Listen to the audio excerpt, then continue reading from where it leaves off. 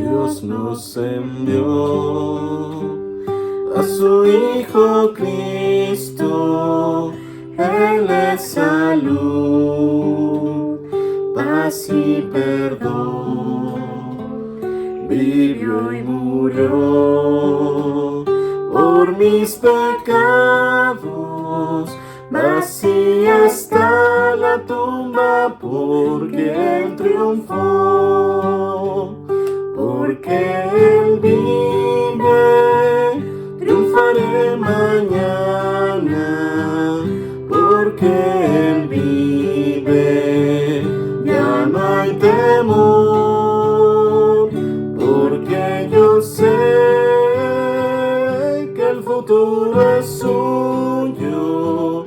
La vida vale más y más solo por Él. Porque Él vive, triunfaré mañana. Porque Él vive, ya no hay temor. Porque yo sé que el futuro es suyo. La vida vale más y más solo por Él. La vida vale más y más solo por Él. Hermanos, agradecemos al Señor el privilegio de compartir su palabra. Estamos predicando expositivamente la carta a los Gálatas. Hoy nos corresponde el capítulo 5, 15 versículos, Gálatas 5, del 1 al 15. Le hemos titulado La libertad espiritual. Leamos la palabra del Señor. Estad pues firmes en la libertad con que Cristo nos hizo libres, y no estéis otra vez sujetos al yugo de esclavitud. He aquí yo, Pablo, os digo que si os circuncidáis, de nada os aprovechará Cristo. Y otra vez testifico a todo hombre que se circuncida, que está obligado a guardar toda la ley. De Cristo os desligasteis los que por la ley os justificáis, de la gracia habéis caído. Pues nosotros por el Espíritu aguardamos por fe la esperanza de la justicia. Pero en Cristo Jesús ni la circuncisión vale algo, ni la incircuncisión, sino la fe que obra por el amor. Vosotros corríais bien. ¿Quién os estorbó para no obedecer a la verdad? Esta persuasión no procede de aquel que os llama. Un poco de levadura leuda toda la masa. Yo confío respecto de vosotros en el Señor, que no pensaréis de otro modo, mas el que os perturba llevará la sentencia, quien quiera que sea. Y yo, hermanos, si aún predico la circuncisión, ¿por qué padezco persecución todavía? En tal caso, se ha quitado el tropiezo de la cruz. Ojalá se mutilasen los que os perturban. Porque nosotros, hermanos, a libertad fuisteis llamados, solamente que no uséis la libertad como ocasión para la carne, sino servíos por amor los unos a los otros. Porque toda la ley en esta sola palabra se cumple: amarás a tu prójimo como a ti mismo. Pero si os mordéis y os coméis unos a otros, mirad también que no os consumáis unos a otros. Pues gracias a Dios por este texto de su palabra, que nos permite analizar algunos aspectos de la fe y la ley de Moisés.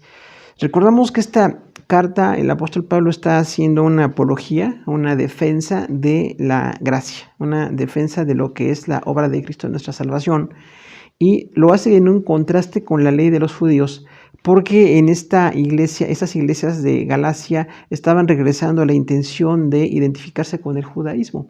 Y esto no era una opción viable, no era de ninguna manera lo que se espera, estar en Cristo, sino que era como una forma de herejía que se estaba diseminando en ese momento para la iglesia. Entonces Pablo habla mucho de esa libertad espiritual, libertad que tenemos en Cristo. Siempre esta libertad está descrita como la obra de la cruz, por la cual nuestros pecados son perdonados, por la cual tenemos sanidad y por la cual también el Espíritu Santo está trabajando en nuestra santificación continua. Entonces esta es una obra tan completa que es incomparable. Finalmente Pablo dice entonces que quienes están intentando regresar a la ley, pues además de estar en una conducta errática, puede tener consecuencias espirituales en su vida, porque nuestra relación con Dios es seria. Nosotros somos salvos en Cristo. No es algo con lo que podamos jugar o como que podamos cambiar nuestro punto de vista respecto a la fe, sino que hay todo un contexto de la ley y de la gracia. Nuevamente tenemos los dos contextos, la ley de Moisés y la salvación en Cristo. como en dos contrastes. La ley de Moisés tenemos tres aspectos importantes: fue necesaria, temporal y parcial. Es decir, la ley de Moisés era algo necesario porque señaló el pecado. Con la ley de Moisés se dice todo lo que es el pecado y la necesidad entonces de los seres humanos de pedir perdón y de buscar la ayuda del Señor. También era algo temporal, porque notamos que el sacrificio de un animalito, un cordero o algún tipo de holocausto por el pecado de alguna persona era algo por específicamente ese pecado. Pero tampoco había una noción de cambio espiritual o de santidad en la persona. Tenía que estarse apegando cada vez más a las cosas de Dios, pero la transformación que tenemos en Cristo es muy diferente. Incluso vemos nosotros el tiempo. El tiempo que duró la ley de Moisés fueron 1500 años y la gracia tenemos ya 2000 años en la iglesia predicando. Entonces, hasta en el tiempo ha sido mucho más extenso el momento que se le da a la gracia de Cristo. La salvación en Cristo tenemos también tres definiciones: es absoluta, perfecta y completa. Es absoluta porque no necesita nada más, no tiene que ser complementada, porque realmente, a diferencia de los sacrificios de la ley de Moisés, es un solo sacrificio. Dios murió por nosotros, derramó su sangre por nosotros, resucitó por nosotros y no se necesita absolutamente nada más.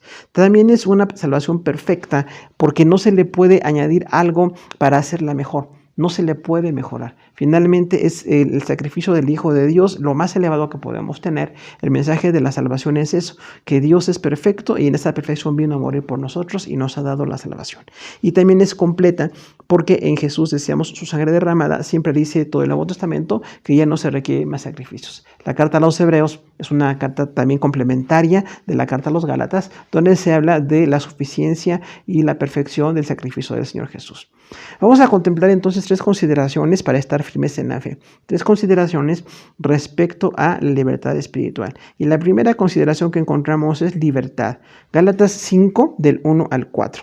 Dice aquí la palabra del Señor que Pablo disertó acerca de la libertad, o sea, hizo una exposición acerca de cómo tenemos esa libertad en Cristo. Dice 5.1: Estad pues firmes en la libertad con que Cristo nos hizo libres, y no estéis otra vez sujetos al yugo de esclavitud. Entonces, con este párrafo dice la palabra del Señor que tenemos que permanecer firmes en la libertad.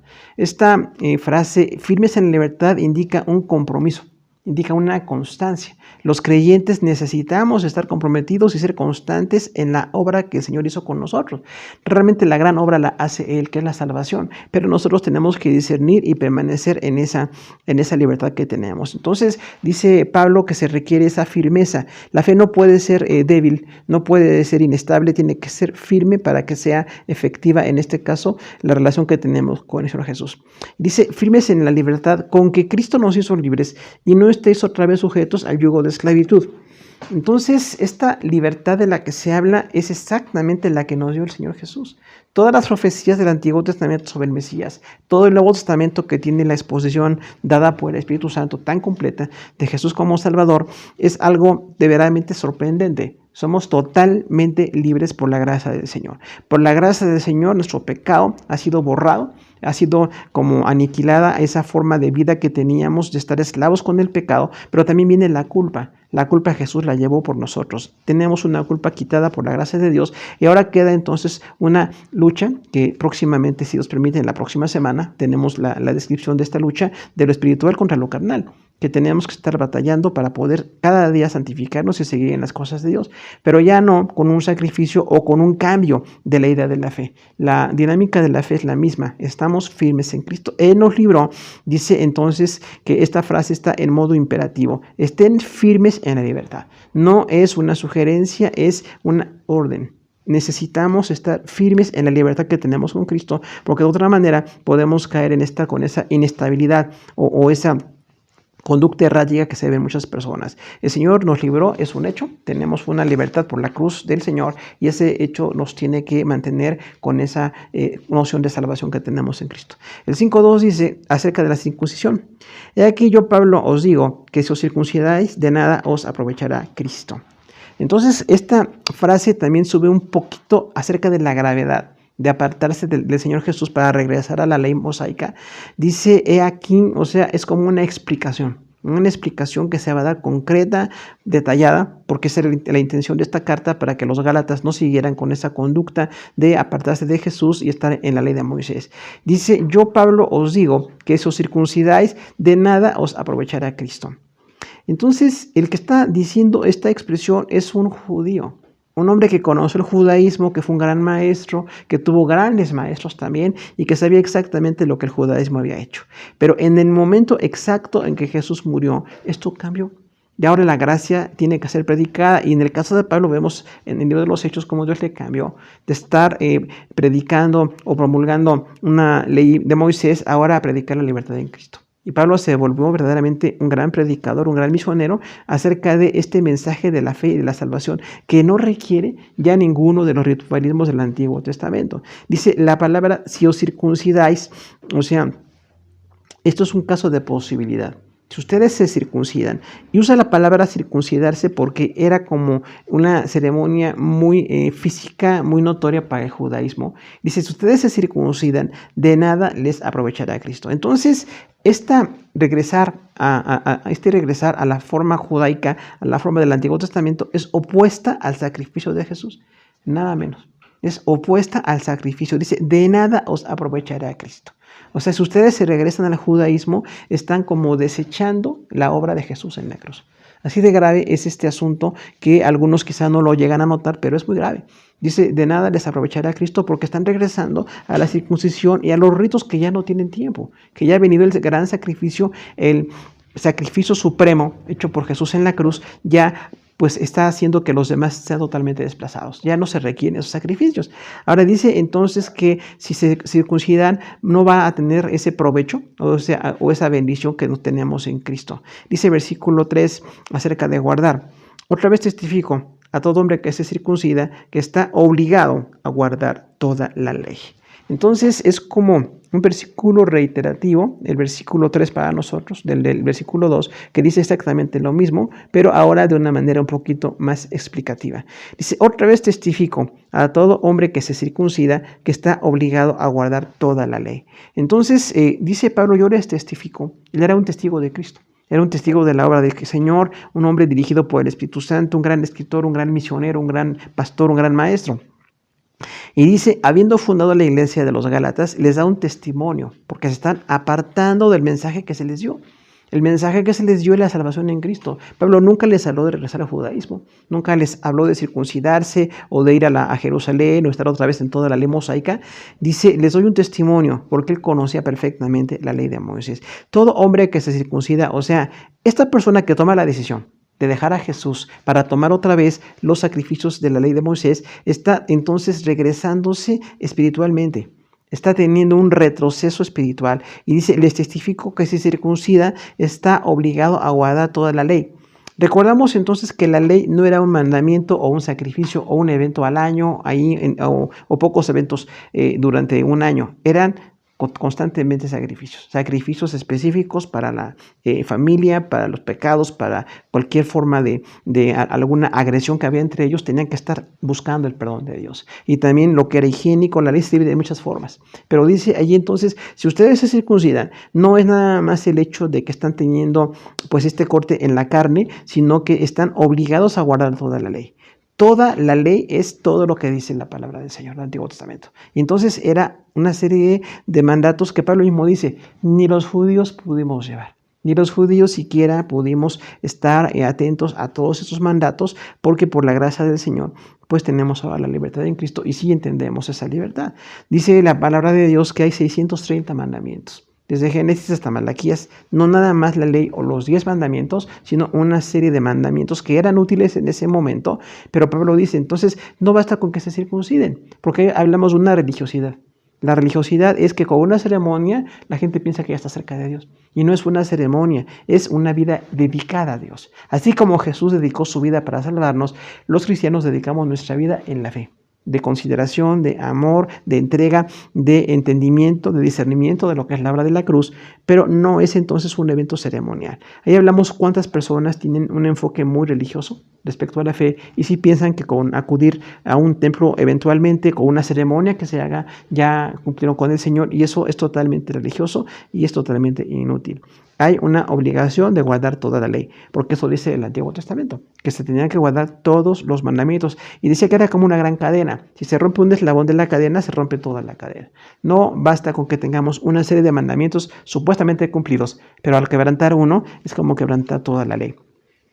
Dice el versículo 4 que se desligaron de Cristo. De Cristo os desligasteis, los que por la ley os justificáis, de la gracia habéis caído. Entonces, sigue disertando acerca de lo que es tan grave apartarse de Cristo para estar en el judaísmo. Dice, se desligaron de Cristo.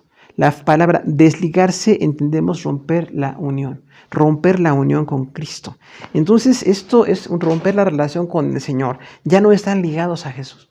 Ya no están ligados a la salvación de la gracia, se están ligando a todos los mandamientos del Antiguo Testamento, y esto es algo totalmente absurdo, porque ya tienen la libertad en Cristo. Ya tienen la revelación, están recibiendo las cartas del Nuevo Testamento, toda la doctrina que tenemos en la iglesia cristiana, que es pues totalmente de cumplimiento de todo lo que el Antiguo Testamento apenas eran promesas o eran raíces. El Nuevo Testamento tiene un cumplimiento total y pleno. Y dice entonces, se están desligando de Cristo, los que por la ley se justifican, de la gracia han caído. Fíjese usted qué frase tan grave. Caer de la gracia quiere decir perder la salvación. Así es el equivalente. O sea, la gracia es de donde nos viene la salvación, de donde nos vienen las bendiciones del Señor, que veremos enseguida. Pero dice Pablo, ustedes por estar con este ritualismo, con este enfoque tan religioso, tan ceremonial, de una ceremonia para estar bien con Dios, que nunca es suficiente, se están cayendo de la gracia. Entonces, sí es algo muy delicado que una persona que conoce de Jesús vaya otra vez a involucrar con ese judaísmo. Rompe relación con el Señor, y entendemos que la ley es opuesta a la gracia. La ley era didáctica, era parcial, era temporal, era algo que estaba dando como en un tiempo una ayuda a la humanidad, específicamente al pueblo judío, que tenían que proclamarla. Pero venido Jesús es para toda la humanidad. Ya no necesitamos, recordamos Hechos 15, en el Concilio de Jerusalén, años 50 después de Cristo, ya no tienen que estar siguiendo todos los mandamientos, solamente estar en la gracia, estar en las cosas de Dios y mantenerse con una santidad ante el mundo. Pero ya no estar buscando todos esos mandamientos que ya cumplieron un objetivo, que además ya no están operantes delante de Dios. Ahora, ¿cómo es nuestra libertad en Cristo Jesús? Nuestra libertad es total.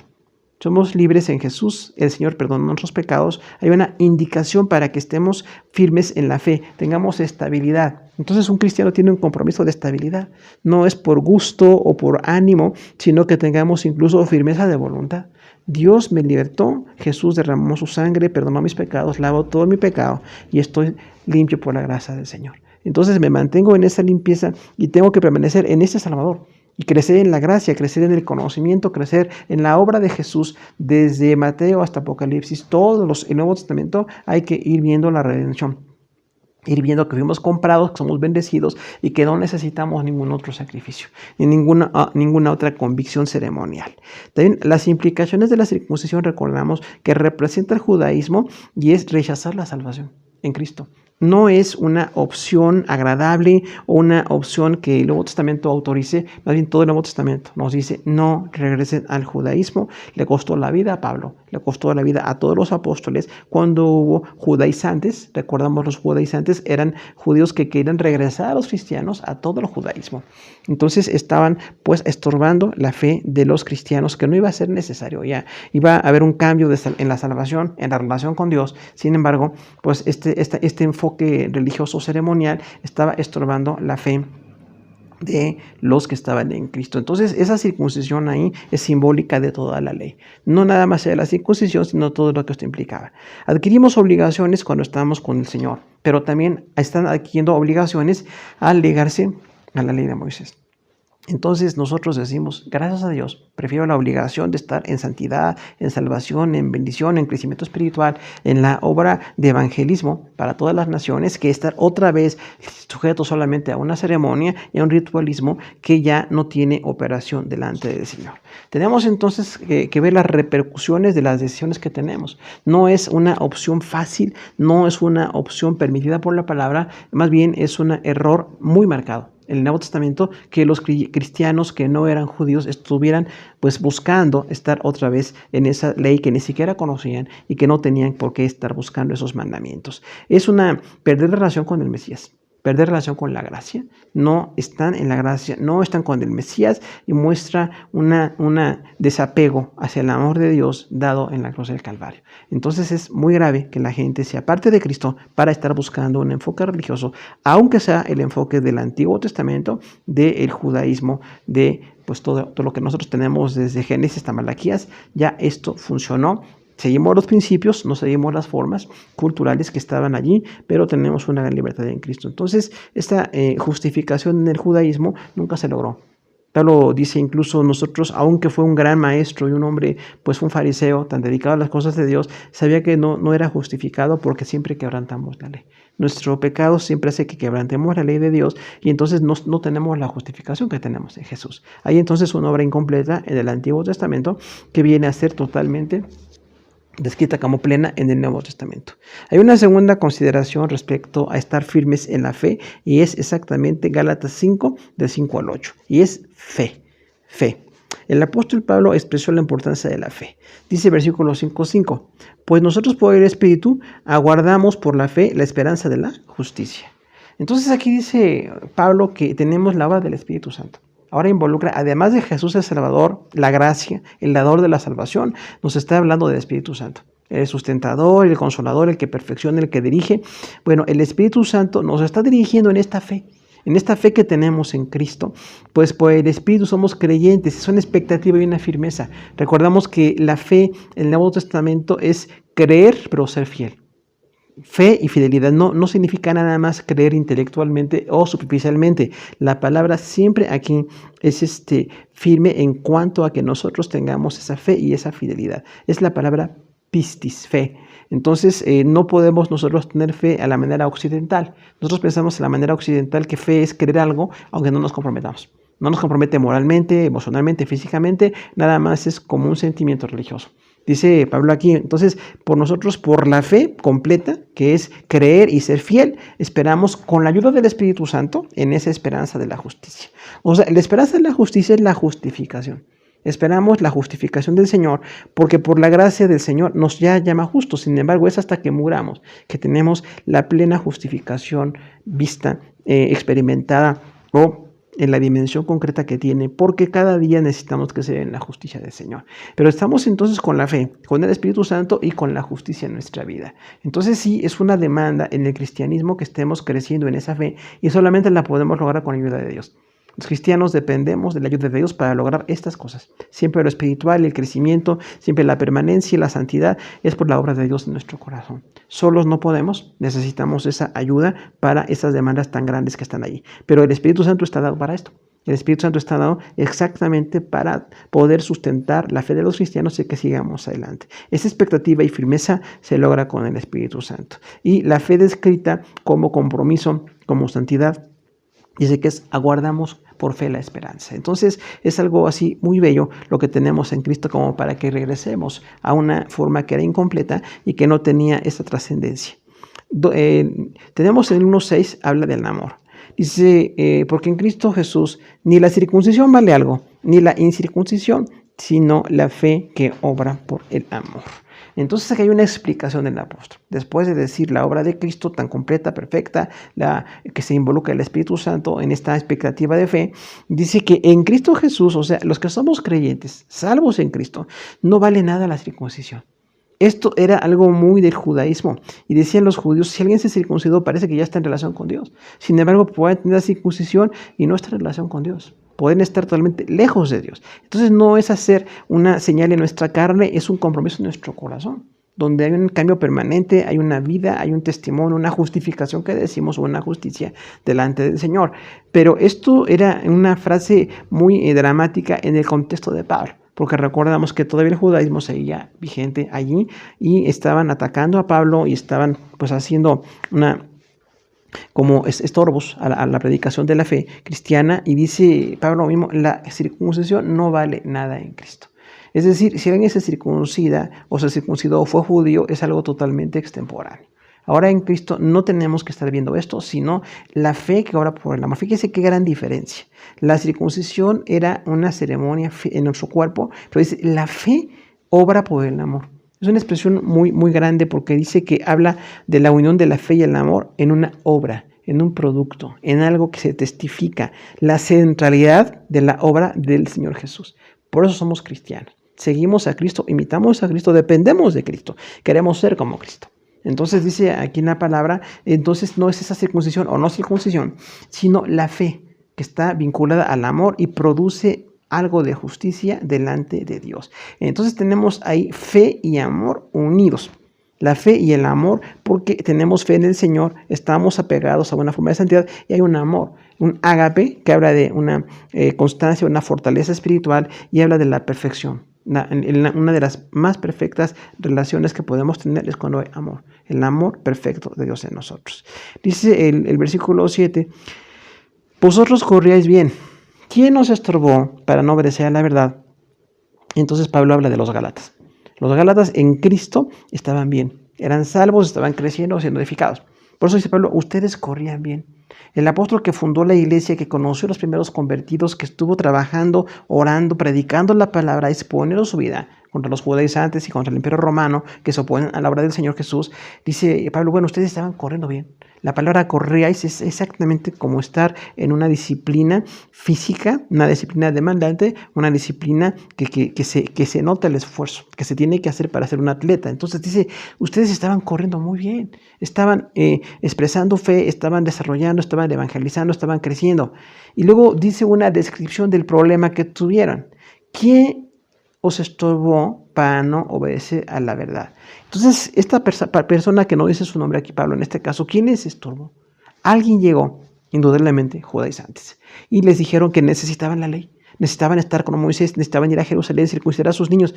Y esta es una conducta muy religiosa. Muchas personas que sin conocimiento pleno de las cosas de Dios dicen que se necesita algo, una ceremonia, un ritual superficial, y la gente que ama lo religioso busca algún ritual así superficial. No quieren comprometer su vida, no quieren permanecer, no quieren estar en las cosas de Dios a largo plazo, o así profundamente en las cosas de Dios, sino que con una pequeña ceremonia ya. Y esa pequeña ceremonia puede tener un significado, pero no tiene todo el contexto de fe si no tenemos una entrega y una dedicación en las cosas de Dios. Dice, ¿quién les estorbó? Habla de quién se introdujo. ¿Quién hizo una intromisión judaizante allí? Porque vino a afectar la iglesia, vino a afectar lo que se está predicando. Entonces lo que se predica con la iglesia es muy delicado. No es cualquier cosa, no son ideas, no son modas, tiene que ser la palabra. Siempre predicamos la palabra, vivimos por la palabra, estamos interesados en conocer la palabra, en vivirla y en predicarla. No así como hacía Esdras, no es el propósito de Esdras, conocer la verdad para poderla vivir y luego poderla predicar. No se puede predicar si no vivimos, si no estamos en santidad, si no estamos en las cosas de Dios. No se puede predicar si no conocemos. Ya la predicación es el producto final de estar sirviendo al Señor, pero primero tenemos que conocer. Ir a todo el Antiguo Testamento, entender claramente lo que pasó, entender cómo se complementa con el Nuevo Testamento y ya tendremos una doctrina profunda. Hay que estar estudiando. Necesitamos una disciplina de estudio, de preparación de las cosas de Dios, pero también entonces vivimos. Necesitamos vivir la fe, vivir la santidad, vivir ese efecto de la salvación en nuestro corazón. Tiene que ser evidente la salvación para que la gente entonces quiera que le podamos predicar a Jesús y aceptar a Jesús. Acercarse a Jesús con personas que tienen una vitalidad, no personas religiosas, una religiosidad así de apariencia o una religiosidad pues inerte. Tenemos que estar predicando con vida y darnos cuenta que quien está ahí predicando algo distinto está estorbando. Pablo no dice es una opción o es algo respetable, algo que a nosotros nos parece muy bueno, dice es un estorbo. La palabra estorbo se relaciona con un escándalo. La palabra escandalizo es así estorbar, alterar tanto que la gente ya no pueda continuar. Es un escándalo. De ahí viene en español escándalo. Entonces dice aquí Pablo, ¿quién hizo un escándalo para que ustedes ya no siguieran adelante? Les dijo que necesitaban la ley, que Jesús no era suficiente, que lo que predicamos no era lo que era verdadero, que no tenemos a Dios, que se necesitan esas leyes, esas ceremonias. Bueno, les están estorbando. Y lo malo es que los que predican lo falso también tienen un fruto. No nada más es algo casual o algo que pues, se hizo, se dijo. Siempre tiene un fruto. Siempre necesitamos por eso nosotros conocer las cosas de Dios a profundidad. Dice versículo 8 de una persuasión. Dice, esta persuasión no procede de aquel que os llama. Entonces Pablo dice, esas personas que ustedes estaban corriendo en la fe, les estorbaron. Lo primero que dice, estorbaron, y luego dice, es una persuasión, una forma de convencer. Siempre decimos que la predicación tiene el propósito de convencer. Esto es básico, convencer. Sin embargo, no todo intento de persuasión es bueno. Tenemos que estar siempre basados en la palabra de Dios, en el testimonio de las cosas de Dios, porque hay persuasiones erróneas. Y esto nos tiene que llevar a tomar decisiones, porque alguien les llegó a una convicción falsa, a estos hermanos gálatas, y dice Pablo, esa convicción que ustedes obtuvieron cuando les dijeron que necesitaban indispensablemente la ley de Moisés, entonces esta persuasión no procede de Dios. Fíjese qué frase tan completa y tan contundente. No dice es opcional o posiblemente fue buena, dice esta forma de convicción, de regresar a un judaísmo, no procede de Dios, porque Dios ya envió a Jesús. Dios ya nos dio la salvación, nos dio la más perfecta muestra de su amor y la más completa. El Antiguo Testamento era una revelación doctrinal, ceremonial, que tuvo una utilidad, ya hemos dicho en muchas ocasiones esto, pero venido Jesús, venido el Hijo de Dios, derramando su sangre el Hijo de Dios, ¿por qué estamos regresando a una persuasión errónea? Y aquí nos habla entonces también, hermanos, de que tengamos discernimiento. La iglesia no tiene que estar como con una ingenuidad, aceptando cualquier cosa que nos digan o aceptando cualquier doctrina que nos quieran proclamar. Siempre tenemos que analizarlo todo. Solamente cuando somos muy recién convertidos, no tenemos mucho conocimiento de la palabra de Dios, pues estamos así como muy inestables. Pero ya estando en Cristo es nuestro compromiso siempre estar cada día leyendo la palabra. Cada creyente, leer la palabra, orar, buscar de Dios y también como estamos en el ministerio, bueno, estar profundizándonos en el estudio para poder capacitar a la iglesia, para poder llegar a una profundidad en la fe. ¿Qué tan profundo era Pablo? En su predicación, pues todos conocemos sus cartas, ¿verdad? Totalmente profundo, hablando de Cristo, hablando de la suficiencia, lo absoluto, lo perfecto de Jesús. ¿Por qué entonces los gálatas no seguían a ese predicador tan completo, tan bueno, que Dios levantó, sino que estaban siguiendo religiosos? Otra vez recordamos, son conductas religiosas. Buscar ceremonias superficiales, eventuales, así de no mucho compromiso, a mucha gente le encanta, porque siente que está bien con Dios y sin embargo no es conversión. Puede ser que esto sea incluso apartarnos de la fe. Apostatar, recordamos, apóstasis es ponerse a un lado. Entonces el apóstata es quien se aparta de la fe. Y nada menos los gálatas estaban apartando de la fe. No estaban dejando al cristianismo por la opción del judaísmo. Estaban desligando la cruz y rechazando la gracia, renegando de Jesús y pensando que era mejor la ley del Antiguo Testamento que lo que tenemos en Jesús. Y vemos por la definición que tenemos en la palabra de Dios que Dios nos envió a Jesús y es la más grande muestra de amor que tenemos. Veamos todo el Nuevo Testamento. ¿Cuántas veces habla del amor del Padre que se despojó de su Hijo para darnos salvación? ¿Cómo se describe el sacrificio del Hijo? ¿Cómo se describe la obra del Espíritu Santo?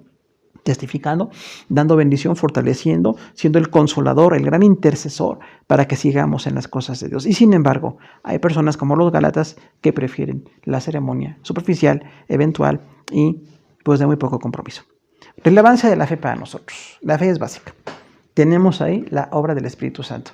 Nada menos el Espíritu Santo nos está guiando, nos está sustentando para que podamos permanecer en la fe. No estamos luchando solos. Sí nos toca buscar, orar, estar en la palabra, pero quien nos impulsa, quien hace el gran milagro de la bendición, de la fortaleza, de la gracia de Dios en nosotros es el Espíritu Santo. Entonces dice aquí en la palabra de Dios que tenemos que ser muy sensibles a esa labor.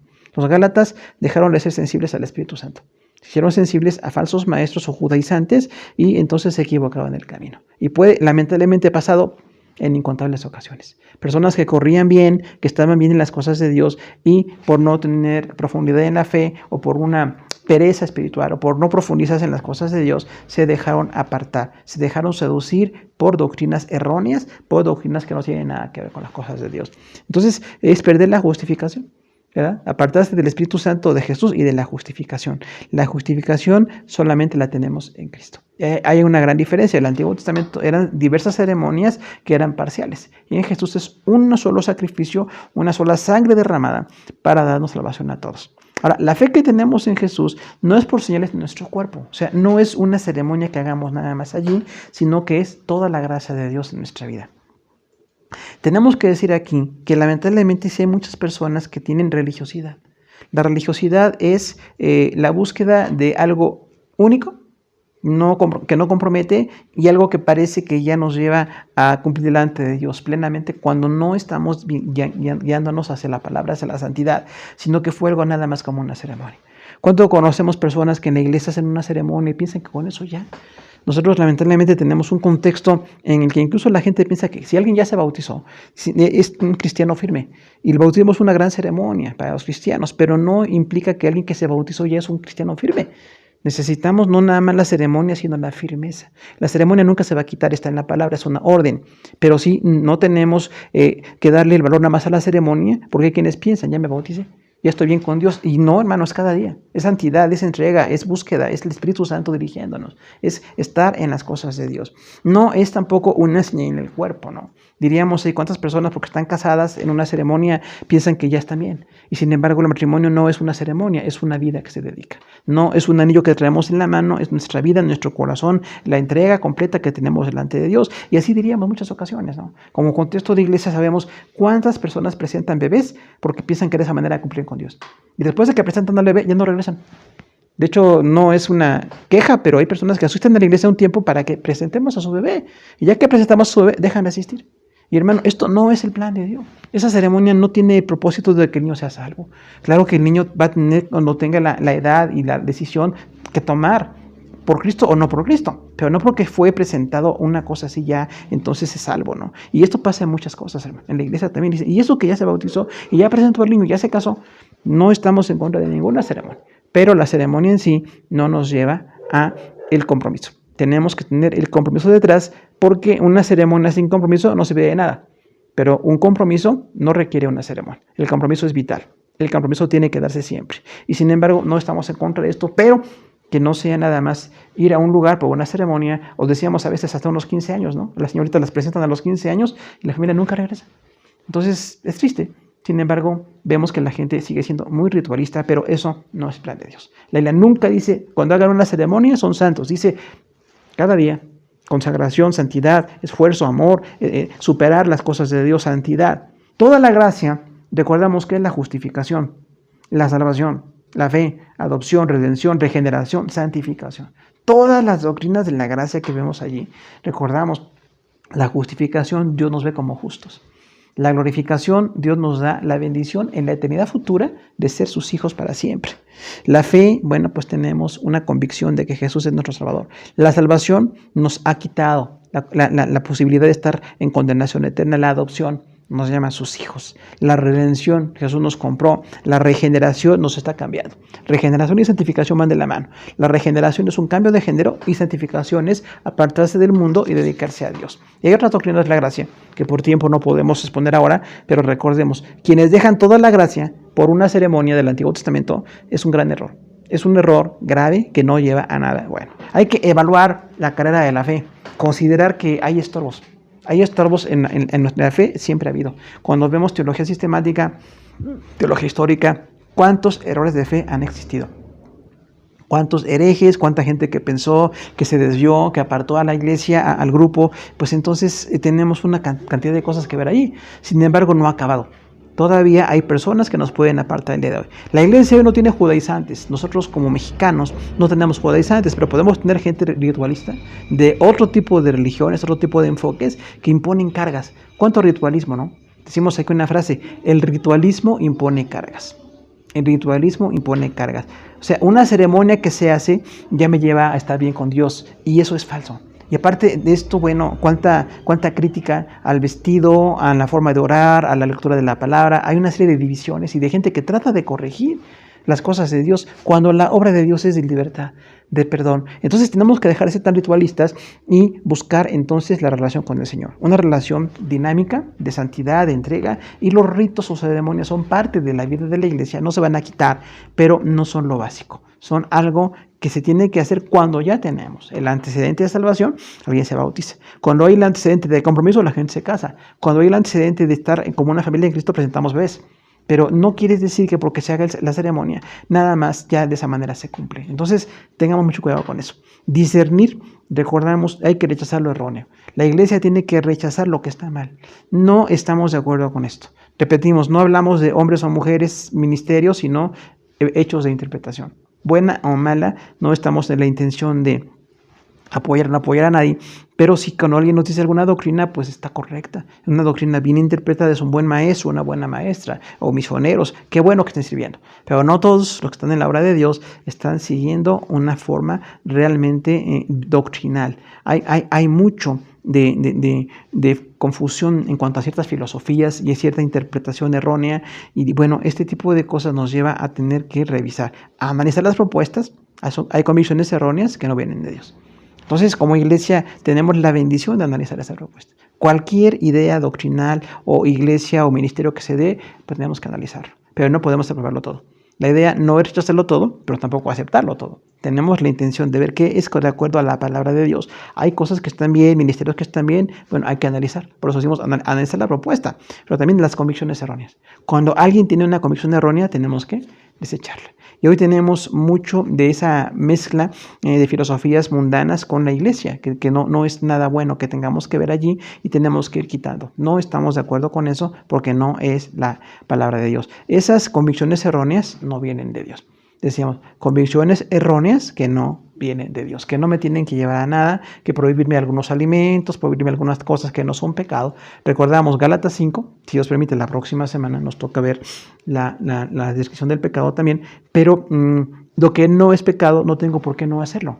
No tengo por qué estar prohibiendo o tener un enfoque así como de estar señalando que todo es pecado, ni tampoco que nada es pecado. ¿Qué es pecado? Lo que la palabra de Dios dice. Lo que la Biblia no dice que es pecado, no tenemos ni que oponernos ni estar ahí luchando con esto, porque no es pecado delante de Dios. Una tercera consideración para estar firmes es la cruz. La cruz, o sea, el gran sacrificio de Jesús. Dice ahí el apóstol que se refirió exactamente a la cruz en varios términos. Versículo 9 dice, un poco de levadura leuda toda la masa. Entonces tenemos que recordar aquí lo que es la teología paulina, la hermenéutica especializada, o sea, cómo dice Pablo la frase levadura en sus escritos.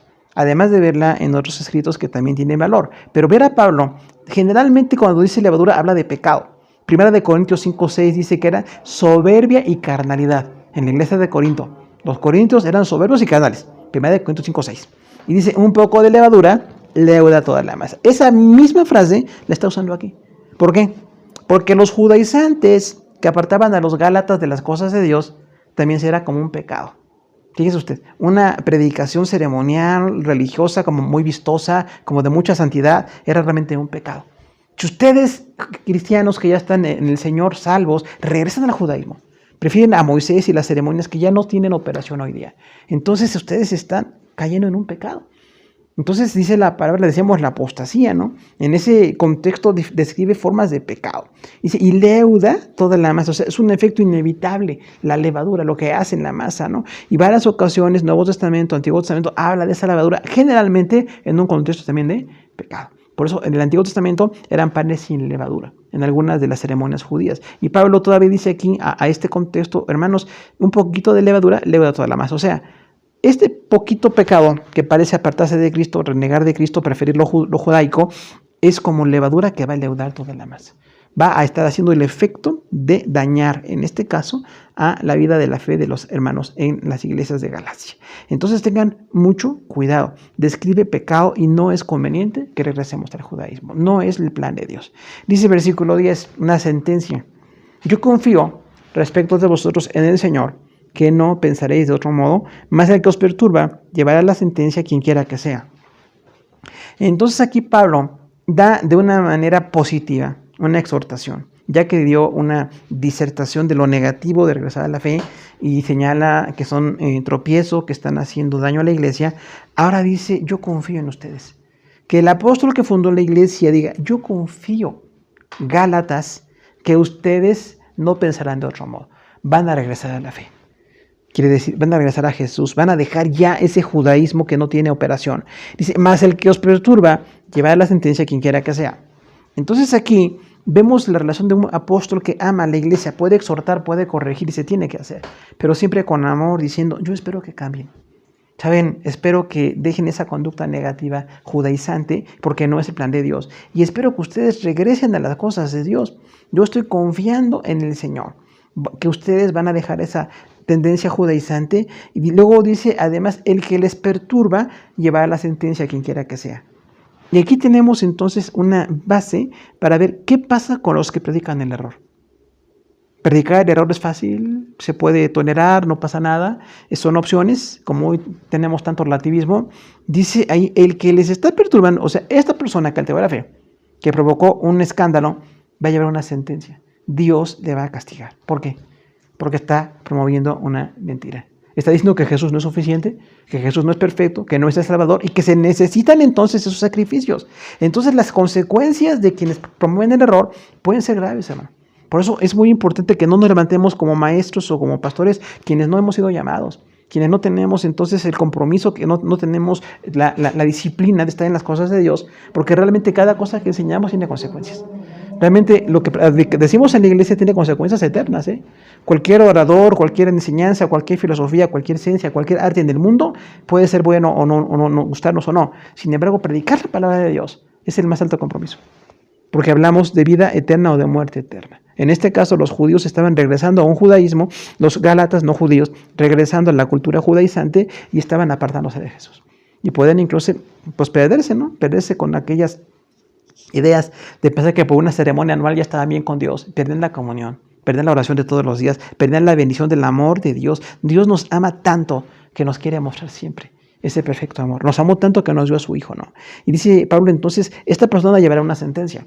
Entonces, cuidado, las personas que llegan a las iglesias con ideas erróneas, tenemos que detectarlas. No estamos tratando de decir que les disciplinamos o les expulsamos, depende de si se quieren corregir la conducta. Si no se quiere corregir, definitivamente tenemos que decir, no estamos de acuerdo con lo que se predica. Y también señalar lo que es error, hermano.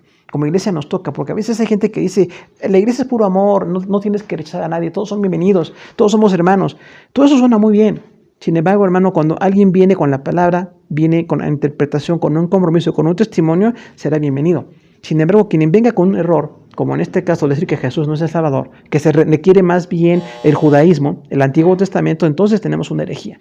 Y esa herejía es grave. Entonces, tengamos cuidado con promover errores. Necesitamos formarnos muy bien en la palabra, gracias a Dios que Él levanta maestros, misioneros, pastores en la iglesia que se tienen que seguir preparando, que tienen que seguir estudiando, tienen que seguir en las cosas de Dios para no caer en algunos errores. Porque fácilmente podemos, por moda o por simpatía, pues aceptarle algunas cosas. Entonces siempre estaremos viendo que la palabra se predique, que sea correcta y que no se haga un error. Habla también Pablo aquí de la persecución. Dice versículo 11. Y yo, hermanos, si aún predico la circuncisión, ¿por qué padezco persecución todavía? En tal caso se ha quitado el tropiezo de la cruz.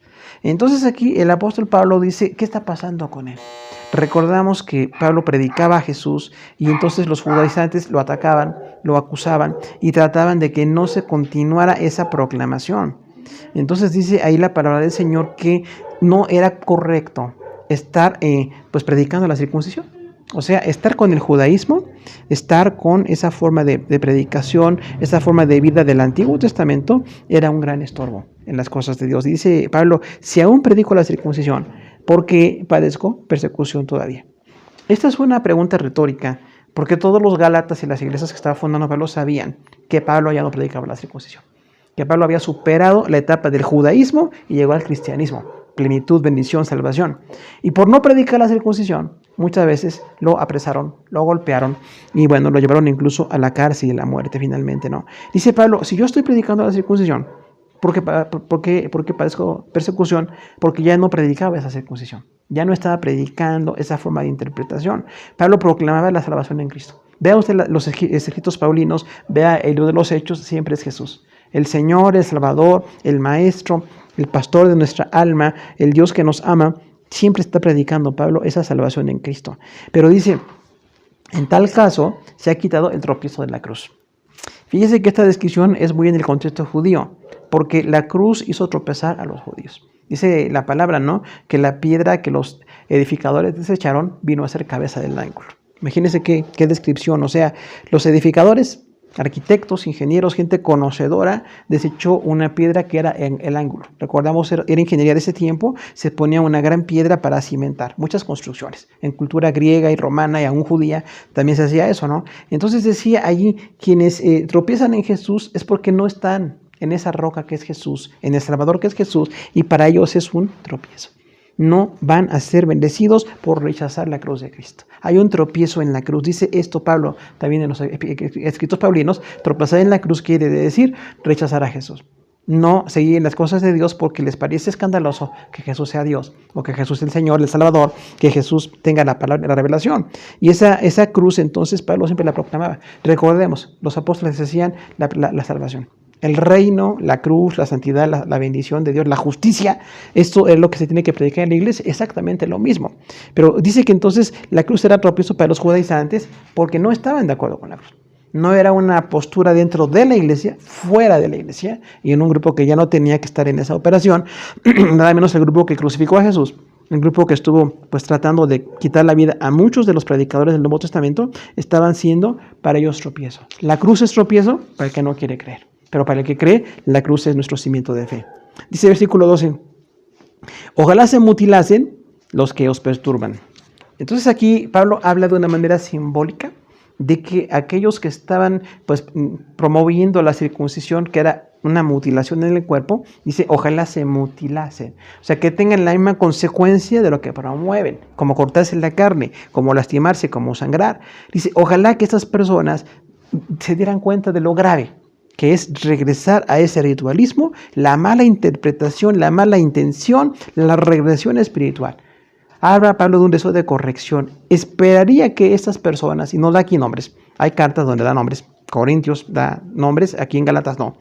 Dice Pablo, esas personas que les perturban, estaría muy bien que se mutilan ellos mismos, que se dieran cuenta de todo la consecuencia que tiene el apartarse de Cristo. Dice también, les están perturbando, o sea, están alterando la vida de la iglesia, con la perspectiva de la ley, con promover o proponer la ley otra vez, están estorbando la fe de la iglesia. Fíjese qué grave que alguien que se dice predicador o misionero estaba estorbando la fe. Nosotros somos predicadores o misioneros. Desde el Antiguo Testamento llegó la promesa, se cumplió en el Nuevo Testamento. Todo lo que predicaron en el libro de los Hechos, y desde ahí 2000 años de predicación, tenemos la bendición de estar proclamando la cruz, de estar siguiendo a las naciones y decirles, la salvación viene por la cruz. La cruz no se puede negar. La cruz también es entonces entender el perfecto plan de Dios y entender que es lo que vamos a predicar. No lo que sean modas, lo que a la gente le guste, lo que parezca muy agradable, sino predicar la palabra. La cruz siempre también es sacrificio, es entrega total y todo lo que implica esa cruz. Que la voluntad de Dios se cumple a nosotros. Dice, les están perturbando con la perspectiva de la ley. Entonces, esta perturbación que se estaba dando en la iglesia de los Gálatas era algo que afectaba. Entonces tengamos mucho cuidado. Qué interesante que los Gálatas no lo notaban. Por eso decimos, hay iglesias que no disciernen, no se dan cuenta qué es bueno y qué no es bueno. Todo les parece bueno, les parece de moda, les parece agradable, les parece útil, y eso, hermano, pues es algo muy delicado. La doctrina de la iglesia siempre tiene que ser muy bien cuidada. Versículo 13 dice, porque vosotros, hermanos, a libertad fuisteis llamados, solamente que no uséis la libertad como ocasión a la carne, sino servíos por amor los unos a los otros. Entonces Pablo habla aquí ahora de esa libertad que tenemos en Cristo. ¿A qué fuimos llamados? A libertad. La libertad aquí no es algo interesante, ¿no? Muchas personas piensan que libertad es hacer algo en el culto, hacer así como levantar las manos o aplaudir, y no tiene nada que ver. Libertad en Cristo aquí es que nos ha sido quitado el pecado, la culpa, la tendencia. Tenemos la bendición de estar libres del pecado por la gracia del Señor. Esa es la libertad a la que fuimos llamados. Somos libres en Cristo, pero dice Pablo aquí una indicación: no usen esa libertad como ocasión para la carne. O sea, no digan que porque son libres en Cristo pueden caer en la carnalidad, porque esto también ha pasado. Personas que dicen que están libres en Cristo cometen pecado. Dicen, no peca mi alma, peca mi cuerpo. Y hay así interpretaciones muy gnósticas, ¿no? Muy raras. Pero dice aquí entonces la palabra del Señor que no dejemos lugar a la carne. Dice la palabra sarx, carne, o sea, todo lo que nos da placer carnal. Puede ser violencia, desviaciones sexuales, cosas que nos gratifican mucho personalmente. Ese tipo de conductas hay que quitarlas, porque nos va a dar un tropiezo en las cosas de Dios. Entonces, somos libres en Cristo, pero jamás la libertad va a hacer que yo haga lo que quiera, que yo me desvíe, que me aparte de las cosas de Dios. Si dice algo muy concluyente, Pablo, si nos servíos por amor los unos a los otros. Fíjese qué conclusión tan distinta, ¿no? Los que usan la libertad para la carne, que soy libre y peco y no pido mi salvación. Dice aquí, no, eso está mal. No tenemos que tener esa postura, pero sírvanse por amor. ¿Cómo? En amor. Sírvanse los unos a otros en amor. También es imperativo. O sea, el servir a mis hermanos, predicar, enseñar, orar, atender necesidades por amor, siempre es un gran servicio al Señor y es una forma de mostrar la obra que está en nuestro corazón. Que la fe que tenemos en el corazón se demuestre con nuestros hechos, con nuestra obra de servicio para el Señor y para su iglesia, pero no como cayendo en la carnalidad otra. El versículo 14 dice, porque toda la ley en una palabra se cumple, amarás a tu prójimo como a ti mismo. Ahí está una alusión al Levítico 19:18. Que textualmente dice, sino amarás a tu prójimo y como a ti mismo, yo Jehová. Termina ese texto. Entonces de ahí Jesús luego usó la palabra amar a Dios y a tu prójimo como a ti mismo. Porque si amo a Dios, no voy a querer fallar delante, no voy a querer pecar. Y si amo a mi prójimo, no voy a quererles dañar. Porque es el amor ágape perfecto, que no busca daño a nadie, que es una gran meta que tenemos como cristianos. Entonces dice la palabra, la ley se cumple en esto, porque acaba de decir sírvanse por amor. Entonces es una, digamos, son textos de consecución. Hay una idea consecutiva. Dice, bueno, la ley se cumple. Si desean que quieran cumplir la ley, bueno, aquí está la ley. Nada más con que ames a Dios y a tu prójimo como a ti mismo, cumpliste toda la ley. No regreses al judaísmo. Era la forma en que quería ahí expresar Pablo. Dice versículo 15, pero si os mordéis y os coméis unos a otros, mirad que también nos consumáis unos a otros. Este versículo concluyente del texto de Pablo dice algo muy interesante. No estaba diciendo que hubiera alguna violencia entre hermanos, pero aquí se implica, aquí se involucra. Dice, si se muerden unos a otros y se comen, o sea, si hay algún daño entre ustedes, procuren no consumirse. O sea, no acaben con los otros, no acaben con la fe de los demás. Porque estas personas que estaban metiendo doctrinas erróneas, pues metían una discusión. Siempre meten algún tipo de desacuerdo. Una iglesia tiene que analizar lo que se predica, lo que alguien dice, lo que no se dice, lo que está promoviéndose. Y bueno, que esto nos lleve a un análisis, pero no a un daño a las personas. No a estarnos haciendo daño, porque entonces es una falta de amor. Es una conducta depredatoria, ¿no? Una conducta de daño con las personas que están en Cristo. Y Pablo dice ahí, entonces, no hagan esto, hermanos, no se muerdan ni se coman, porque entonces se pueden consumir, pueden acabar con la fe. O sea, eviten todo lo que sea una conducta destructiva para la iglesia. Recordemos que hay un daño inevitable cuando nosotros promovemos un error doctrinal. Por eso es importantísimo que la iglesia estemos con la doctrina también. La alabanza, la oración, el evangelismo, las misiones, todo es un conglomerado de funciones que tenemos. Pero lo que es la palabra, la doctrina, la enseñanza, tiene que ser profunda. Y tiene que ser correcta y concreta. Siempre tratar de corregir cualquier error para que no promovamos algo que esté más delante del Señor. Porque es un perfeccionamiento, hermano. Nadie tenemos el conocimiento, lo tenemos que adquirir. Dios nos da su gracia, nos ilumina, pero siempre tenemos que esforzarnos. Por eso insistimos, prepararnos. En nuestros grupos de estudio, en nuestro instituto bíblico, muchos niveles de estudio que tenemos, hay que seguirnos preparando. Hay una expectativa de servicio, que la intención sea responsable. La intención sea responsable y que tengamos una corrección cuando alguien promueve algo que es error. Esto no es algo agradable para decir, pero si alguien en la iglesia está promoviendo un error, le tenemos que corregir. Pues posiblemente los pastores o maestros de la iglesia llamemos para corregir. Si hay una corrección que se acepta, como le pasó a Apolos, que Pablo corrigió a Apolos ahí en Hechos, bueno, hay una bendición. Si las personas no se dejan corregir y quieren seguir promoviendo algún error doctrinal, tenemos que incluso hablar y disciplinar. No es posible permitir que cualquier cosa sea en la iglesia, porque el amor corrige. El amor corrige. Hoy la gente dice, si tienes amor, acéptalo todo, que todos sean bienvenidos, que todos se sientan contentos. Eso está muy bien, pero con base en la palabra, con base en lo que es perfecto y bueno delante de Dios. Si hay que corregir, sencillamente tenemos que corregir. La cruz no podemos perderla.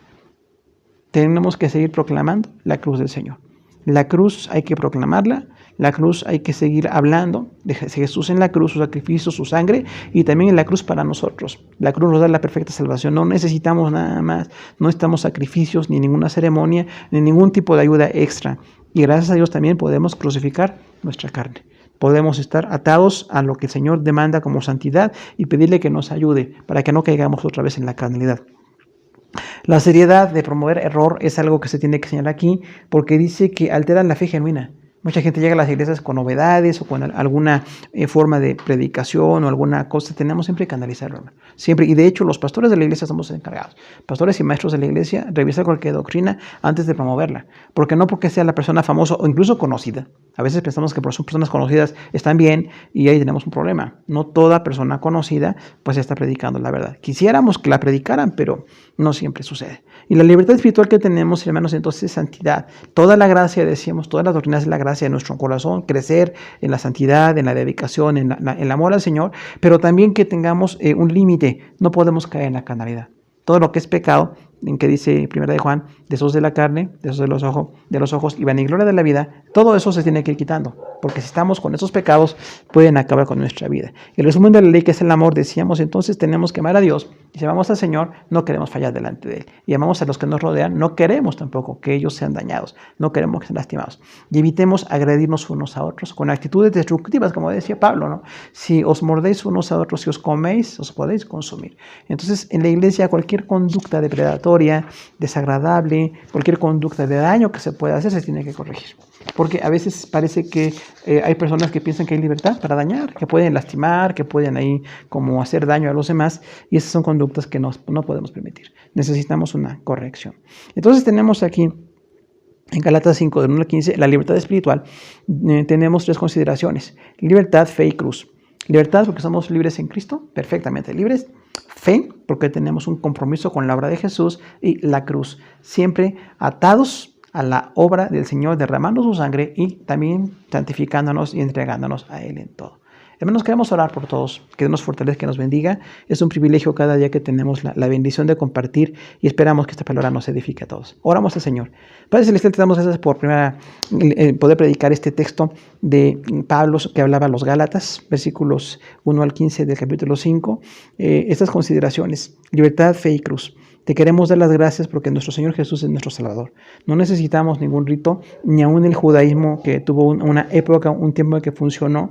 Tenemos que aprender, Señor, a discernir cuando alguna predicación, cuando alguna insistencia, cuando alguna regla nos quieran imponer. Si es en tu palabra interpretada correctamente, te agradecemos, porque tú has levantado grandes maestros, grandes predicadores de tu palabra en toda la historia. Aún en este momento también tenemos grandes maestros y predicadores que dan tu palabra con toda corrección. Queremos bendecirte por esto y queremos aprender a discernir, Señor. Que también tengamos una fe que es en Cristo. Somos personas que estamos dedicadas a la obra de Jesús en nuestro corazón, que tú nos quieres santificar, nos quieres bendecir. Tú tienes un plan eterno para nosotros, que no por algo atractivo, ceremonial, nos desviemos, que no seamos gente ritualista o gente religiosa que porque piensa que una ceremonia se hace ya tenemos un cumplimiento delante de ti. Las ceremonias pueden ser muy buenas, de mucha bendición para todos, pero si no tienen el trasfondo de entrega, de santidad, realmente no tienen ningún propósito. Y también la cruz de Jesús, Señor, para nosotros, que provocó persecución en Pablo, que provoca persecución en muchas personas, la tenemos que seguir predicando. La cruz de Jesús es de donde sale la sangre